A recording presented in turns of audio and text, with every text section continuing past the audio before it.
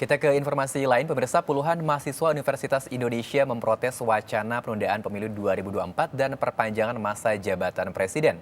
Aksi itu digelar saat Menteri Koordinator Bidang Kemaritiman dan Investasi Luhut Binsar Panjaitan mendadak menemui Rektor UI Ari Kunchoro. Ya, sementara itu Presiden Jokowi hari ini melantik anggota KPU dan Bawaslu periode 2022-2027 di Istana Negara, Jakarta. Apa kewajiban saya mempertanggungjawabkan saya punya sama kalian? Publik, Pak. Itu sudah jadi narasi yang beredar Pak, dari pejabat publik. Seakan-akan pejabat publik mengizinkan 3 periode penundaan Tidak pemilu. pernah. Kamu berasumsi. Nggak boleh kamu. Asumsi itu ada karena ketidakjelasan dari istana. Betul. Sudah dijawab, Presiden sudah bilang pemilu tetap tanggal 14 Februari 2024. Begitulah tanggapan Menteri Koordinator Bidang Kemaritiman dan Investasi, Luhut Binsar Panjaitan, saat menemui perwakilan mahasiswa Universitas Indonesia yang protes soal wacana penundaan pemilu 2024 dan perpanjangan masa jabatan presiden di Balai Sidang UI, Depok, Jawa Barat, Selasa siang. Tak puas dengan jawaban itu, para mahasiswa mendesak Luhut membuka big data soal 110 juta warga yang ingin pemilu 2024 ditunda. Kan saya punya hak juga untuk tidak share sama kalian.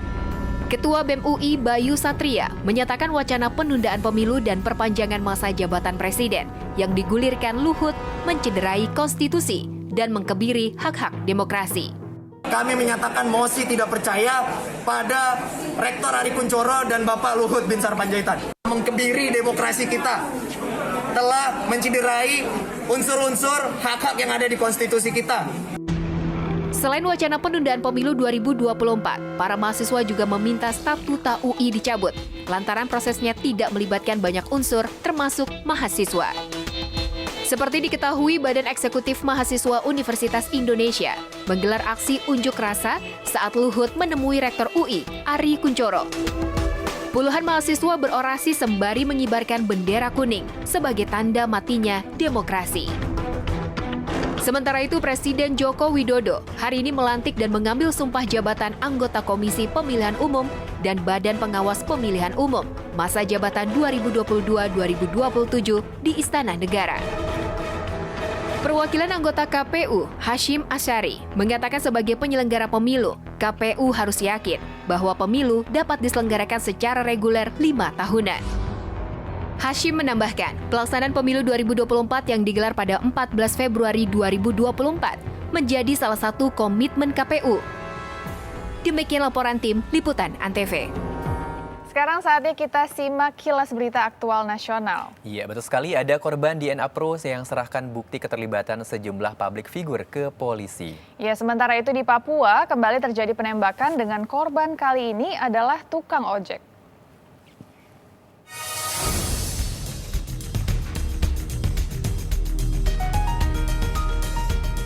Sejumlah korban robot trading DNA Pro serahkan bukti-bukti tambahan terkait dugaan keterlibatan publik figur ke Bareskrim Polri.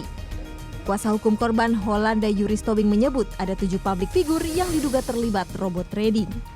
Sejauh ini ada 183 laporan polisi yang masuk dengan kerugian ditaksir mencapai 73 miliar rupiah.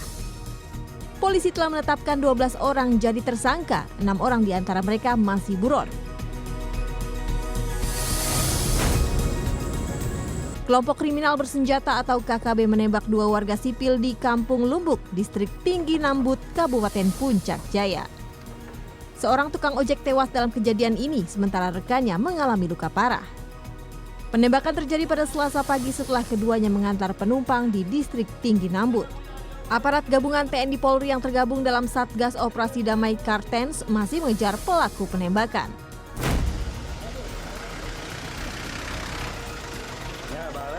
Sidang kasus dugaan penyebaran berita bohong dengan terdakwa Bahar bin Smith kembali digelar di Pengadilan Negeri Bandung.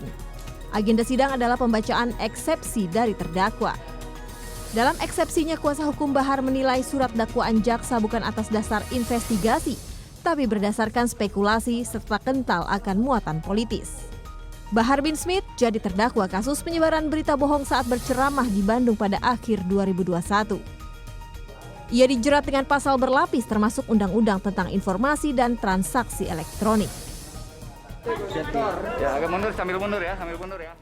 Kita beralih ke berita selebriti pemirsa. Nita Gunawan jadi bahan gunjingan. Ia dituding selingkuh dengan presenter kondang Raffi Ahmad. Iya, eksklusif hanya kepada tim Merah Putih Peristiwa, Nita bicara soal tudingan tersebut.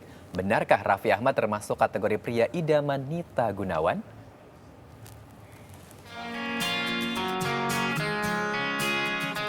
Kehidupan Raffi Ahmad selalu jadi sorotan, apalagi menyangkut soal percintaan dan perselingkuhan. Belakangan ini, suami Nagita Slavina ini diterpa gosip tak sedap dan jadi gunjingan. Raffi tersandung kasus perselingkuhan.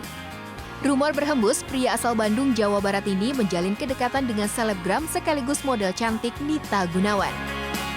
Di jagat maya, Nita Gunawan mendapat serangan netizen. Perempuan biasa disapa Nita disebut-sebut sebagai perebut suami orang, alias orang ketiga dalam rumah tangga Raffi Nagita. Ada juga yang menyebut Nita pansos atau panjat sosial. Meski demikian, ada juga yang membela Nita. Netizen diminta jangan baper dan positive thinking. Terkait hal ini, tegas Nita membantahnya. Nita menegaskan dirinya dan Raffi Ahmad hanya teman semata. Ia dan Raffi hanya rekan kerja. Ada satu program acara bersama sejak 6 bulan lalu. Berita kan yang kalian yang bikin, netizen yang ngehujat aku, netizen yang yang ngefitnah aku. Aku rasa ngapain mesti aku klarifikasi, soalnya aku nggak pernah ngelakuin kayak gitu loh. Nita menekankan dirinya tidak menanggapi segala tuduhan yang dialamatkan kepadanya. Nita tidak ambil pusing. Salah satu cara Nita kuat menghadapi nyinyiran netizen yaitu tidak membaca dan menanggapi komentar pedas warganet.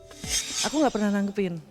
Awalnya memang kalau dibaca itu kan kayak nyakitin banget kan, tapi lama-lama kayak Raffi, terus teman-teman rekan semuanya itu bilang, udah nggak usah dibaca. Akhirnya aku nggak baca sama sekali. Jadi aku tetap terus berkarya. Lantas, apakah Raffi Ahmad termasuk kriteria cowok idaman Nita? Cowok impian aku tuh sebenarnya nggak muluk-muluk, satu yang penting tanggung jawab, yang kedua baik, terus ya yang bisa bikin nyaman aja sih sebenarnya, nggak ada kriteria apapun sih. Meski menjadi bulan-bulanan fans Nagita, Nita mengaku senang digosipkan dengan Raffi. Karena posisi ayah dua putra itu sebagai Sultan Andara membuatnya mendapat banyak perhatian. Demikian laporan MZ Ardiwinata dan Yodya Wiwaha dari Jakarta.